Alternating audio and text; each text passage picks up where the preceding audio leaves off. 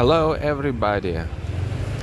I continue traveling in Dak Nom, southern Vietnam, and invite you for a morning motorbike ride. Here you can see what a small Vietnamese town looks like.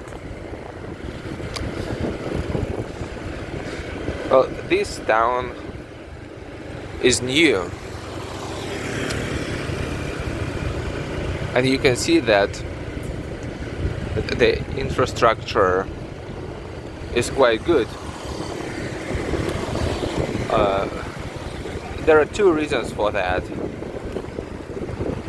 One is that the climate is conducive to keep the infrastructure good. It never drops below zero, and there are no any disasters, natural disasters here, such as earthquakes, hurricanes. Sometimes, especially at this time, there are typhoons, but they don't really damage anything. It's not that they blow houses away or flush the roads. No, usually it's just heavy rains, and right now you can see it's sunny and drizzling at the same time, because now is the wet season, and in this area there are just two seasons, dry and wet. And when it is the wet season, it could rain suddenly, just like now, and you can never be safe from getting wet. This is why a lot of people wear raincoats.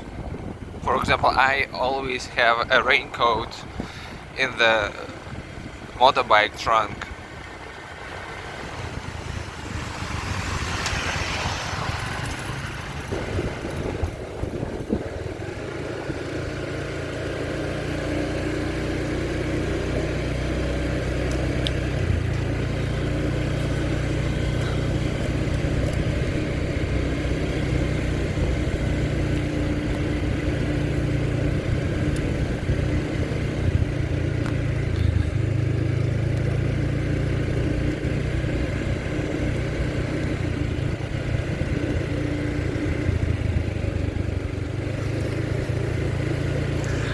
Also, at the first glance, for me, this area looked quite prosperous. And to be honest, it's not what I had expected from Vietnam when I first came here, especially far from big cities in the rural area. But there is also a reason for that, because if you compare to northern countries, it's cheaper to build a house here. The walls of the houses no need to be thick. It could be just one brick thickness, and you don't need any heating here. There was no time in Vietnam. After more than a year living here, I have never used any heating. Only once at Christmas time, I needed I needed a thick quilt because it would get cold at night. But at night, it also never drops below 14, and just a quilt is enough. So the point is that if you want to build a house, a brick house, 2-3 floors high, it would be much cheaper here than, let's say, in Russia, where I am from.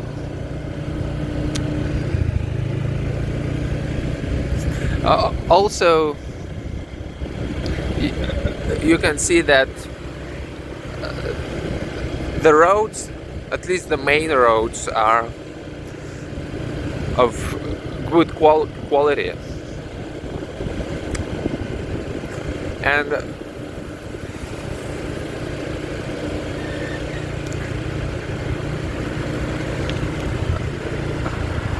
that's quite a stark contrast with Russia, because in Russia, for example, you do need to repair the roads often, because every winter it gets as cold as -30 or even lower in some regions. All of a sudden, it could, even during the winter, it can get 0, +1, +2. So you see the temperatures change, and it really damages the road quality. So what I'm saying that in northern countries, you do need to use more expensive materials for the roads. You need to repair them more often. Whereas in a mild climate, you don't really need to do this. It's enough just to build it once, and it lasts longer. So this is why, even when I turned from the main road here, you can see it's still of good quality. Well, of course, it's not like that everywhere. If you go far to really rural area, there could be a really bad roads without any asphalt, with a lot of obstacles in the road.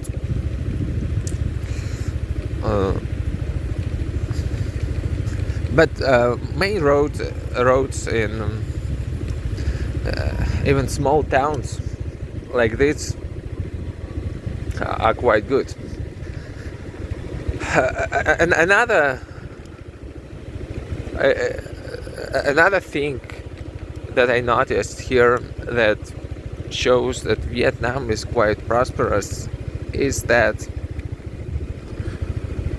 a lot of people drive private cars. Well, you can see, like, all houses left and right have at least one private car, and most people prefer uh, cars such as Ford Ranger. In fact, I don't know any official statistics, but from my personal observations, Ford Ranger is the most popular brand here. It's a pickup style car. And the reason for that is that it's very convenient for farmers.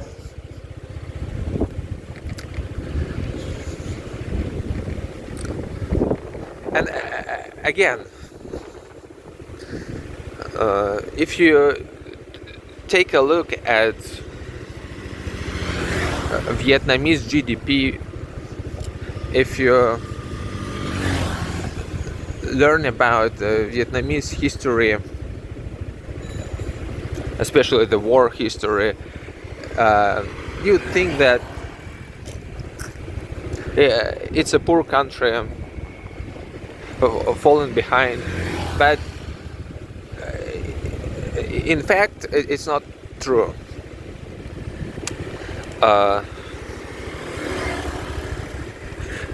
And I even think that now in the whole world there are probably no such countries as poor countries in understanding, in terms of starvation, in terms of people don't have place to live or where to live. In fact, everywhere now people can afford some means of transport.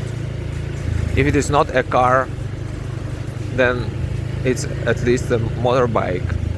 And even a car now is not an indicator of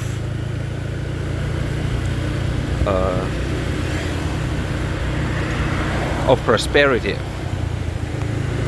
I would say it has become a norm, even in so-called third world countries. Well, you see on the left there is Ford Ranger, a very popular car here. Anyway, let's take GDP.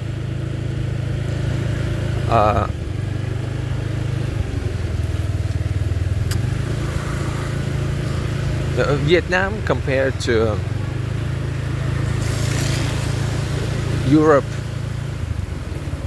or America is has much lower GDP. But at the same time, it means that the cost of living here is much cheaper. And shortly speaking, it means that it's not only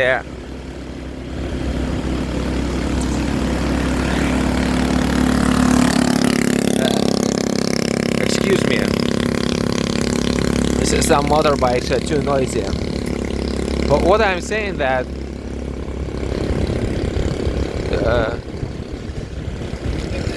the GDP means that if your GDP is lower, it means that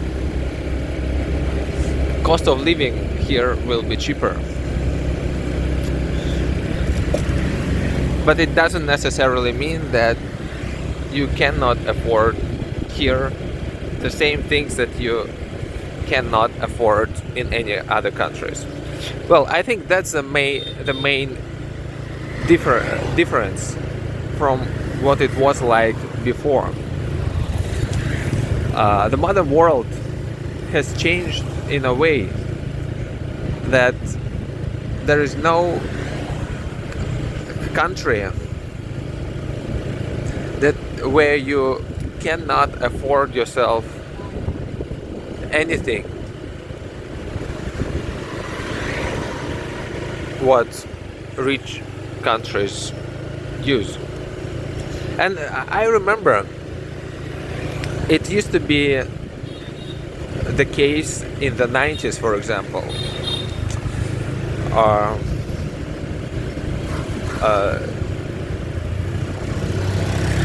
that was the time when I was a child. I would think that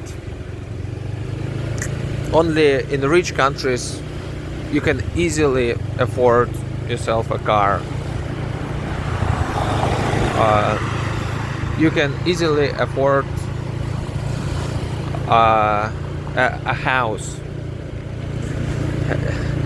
Even such things as electronics, for example, or a computer,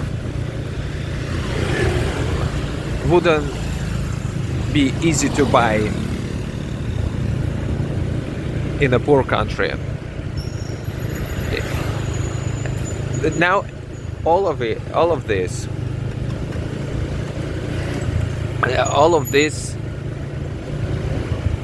you can buy everywhere.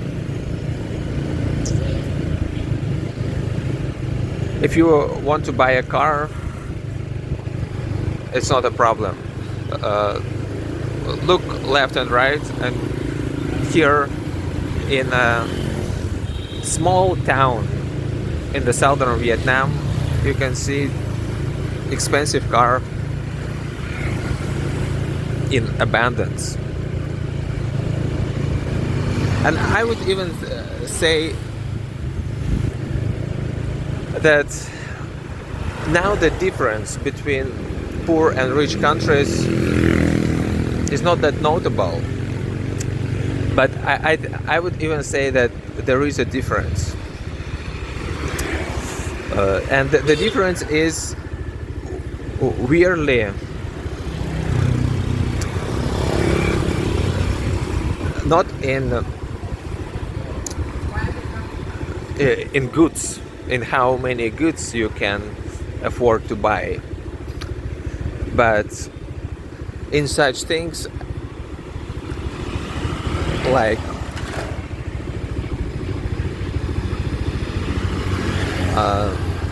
organization of cities, for example.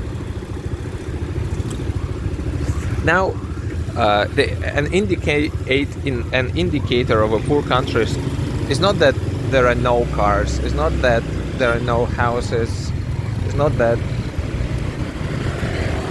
there are no other stuff, but an indicator is that there are too many cars without any additional infrastructure, such as parking lots, for example, or such as sidewalks. Well, in Vietnam, you can see that sometimes, very often, I would say, there are no parking lots at all. And here, very often, you can see a picture like that, where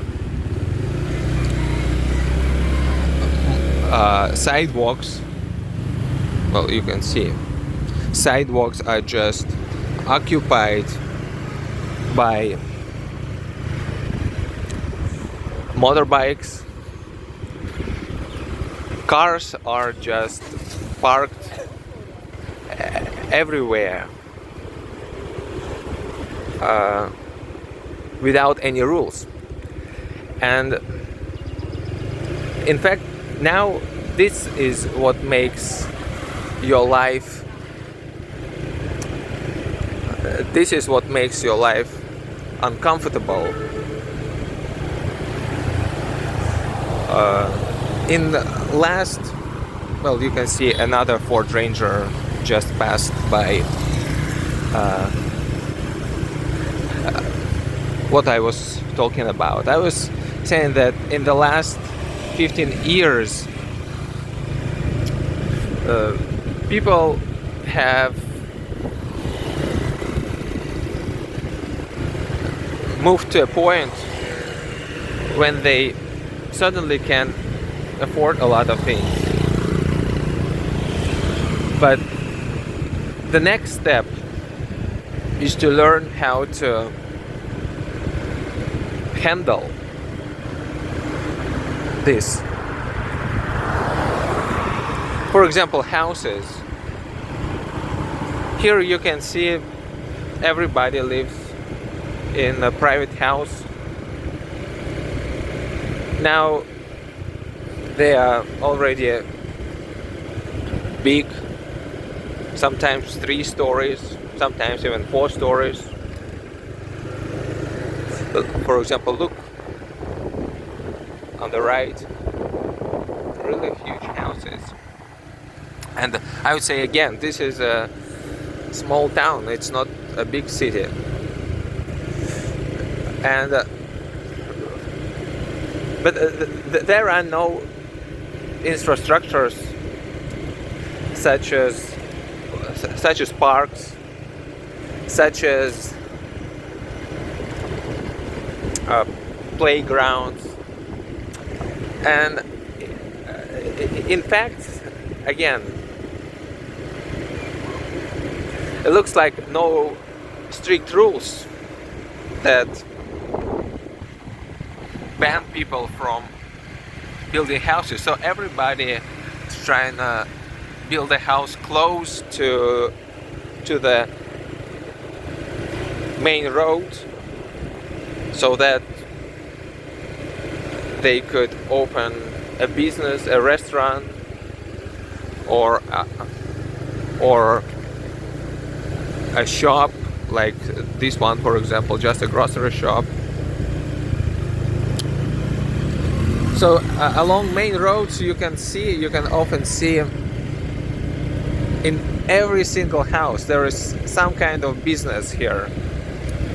In every single house there is a restaurant, there is a car or motorbike maintenance, any kind of business.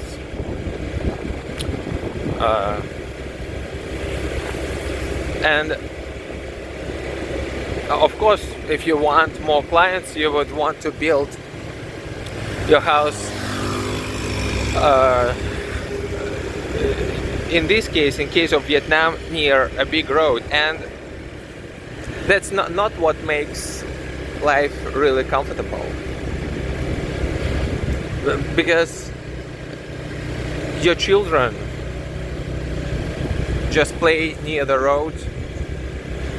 Dogs, your pets that you have at home, dogs or cats, just walk around the house. They are very often hit by motorbikes or cars, and so many times I've seen dogs or cats' corpses on the road. Let alone that it makes driving really uncomfortable when you go past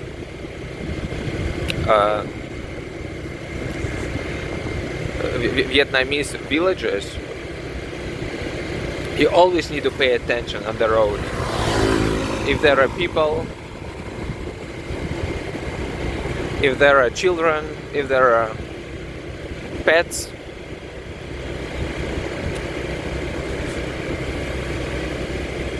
so that's what I'm saying.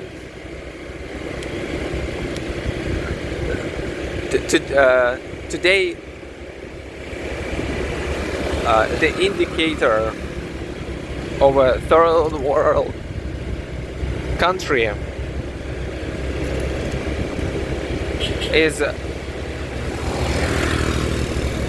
is actually in infrastructure. It's not in how many cars you have, because to be honest, many people can afford it. But how many parking lots you have for the cars? It's not in how many and how big your house is, but if there is a park nearby, if there is a place where you can go for jogging around. Public transportation is another thing that I notice here. There is literally no public transport in small towns. If you want to go anywhere, you just must have at least a motorbike. If you don't have, there is no bus, there is no tramway, there is no subway. And as I said, often it's even impossible to walk. So you have no option but to ride a motorbike. That's quite interesting, because recently I learned about Vietnamese history, and in Saigon, which is the biggest city in Vietnam, at the beginning of the 20th century, there was a tramway. It was built by the French people back in the day when that area was colonized by the French. That's some shameful history of the colonization, but what's interesting that there was a tramway, which now is not the case at all. It was destroyed sometime in the 50s and never rebuilt at all. And now there is no even subway, which is under construction, but still no subway in a huge city such as Saigon, which is more than 10 million people. Well, it's not that I want to criticize Vietnam. I just share my observation and share my expectations and what I would think of Vietnam before. I would expect that Vietnam would be some kind of undeveloped country, but then it turned out quite different. And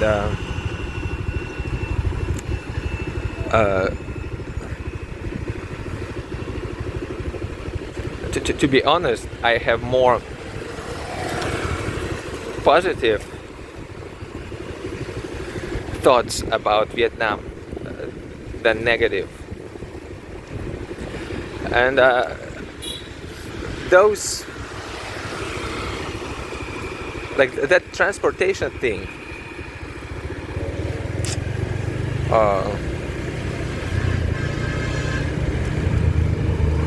that could be also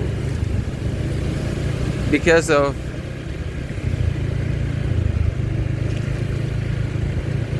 Vietnam is a southern country. For example, in America, in the southern states, very often there is no transportation at all. There is,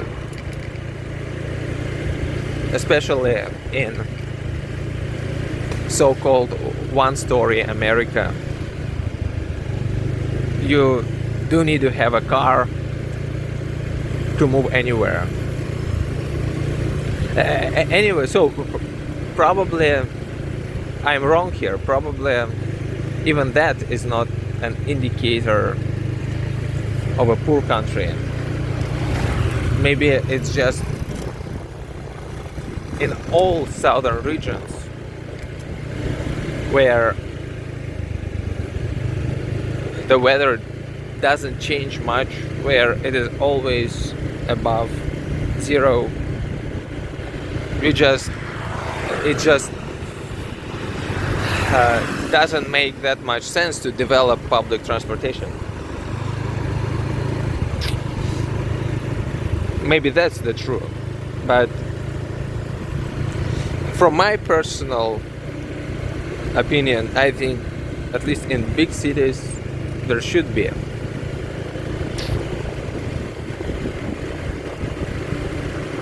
Well, that's it for today. I hope you've enjoyed the motorbike ride. Put a like if you did. Goodbye.